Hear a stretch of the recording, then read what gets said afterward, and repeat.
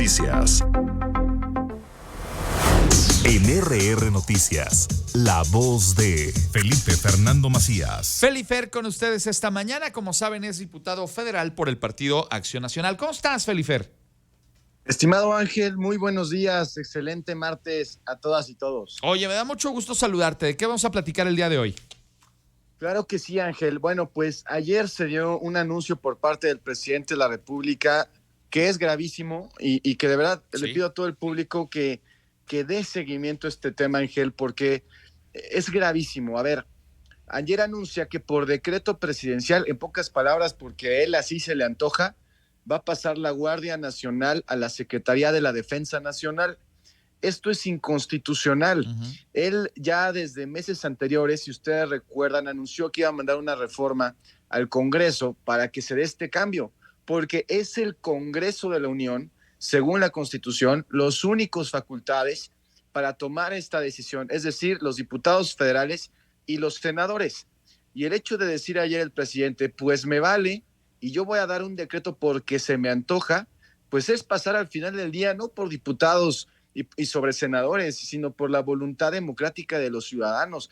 Es la gente quien nos puso ahí en el Congreso Federal para representarlos en la toma de decisiones. Y el mandato ha quedado muy claro.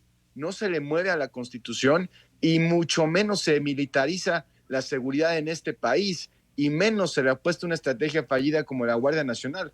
Entonces lo que está haciendo López Obrador es propio de los dictadores. Me vale la ley, paso sobre la ley y hago lo que se me antoja. Entonces es terrible, es gravísimo, es un atentado a la Constitución, a nuestro sistema democrático, también porque es inconstitucional, porque el artículo 21 de nuestra Constitución habla con claridad que la seguridad pública es de competencia civil y no militar.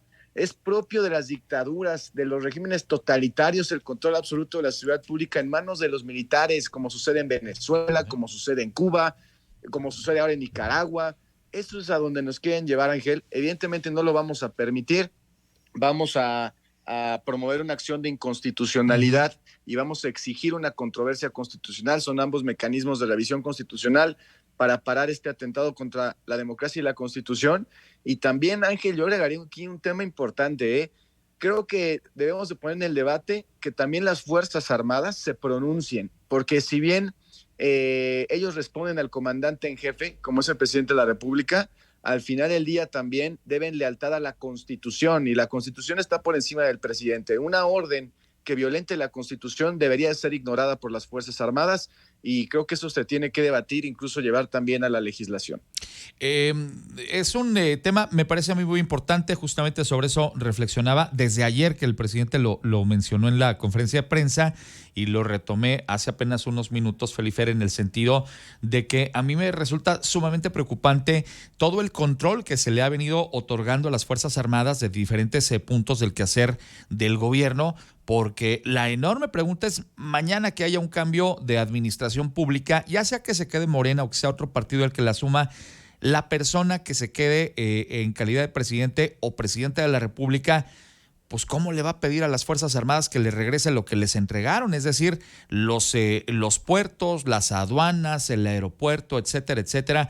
Y aparte, ¿en qué tono le va a responder las Fuerzas Armadas al próximo presidente o presidenta cuando les digan regrésame lo que te encargamos?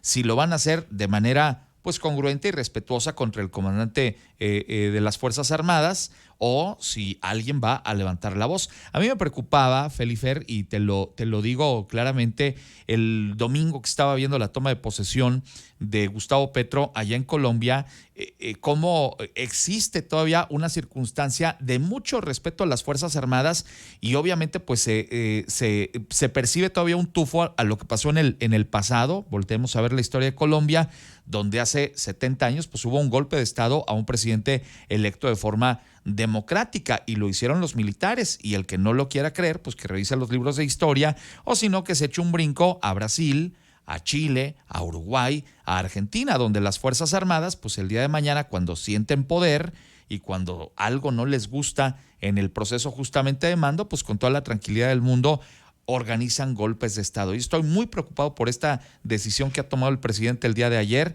de integrar bajo el paraguas de el rango militar a una fuerza civil como es la Guardia Nacional. Así es, Ángel, totalmente. Bien comentas estos ejemplos históricos que hemos tenido en nuestro continente. Lo mismo pasó en su momento con Hugo Chávez, si bien recuerdas, sí. También intentó un golpe de Estado en Venezuela sí. Previo a cuando finalmente llega al poder, también utilizando las Fuerzas Armadas. Es propio de estos regímenes, por eso, de verdad, aquí es cuando es muy importante que la gente que nos escucha se involucre. No son cosas menores, no son cosas que les deba dar apatía, escuchar. Es algo que está sucediendo y el día de mañana puede ser demasiado tarde.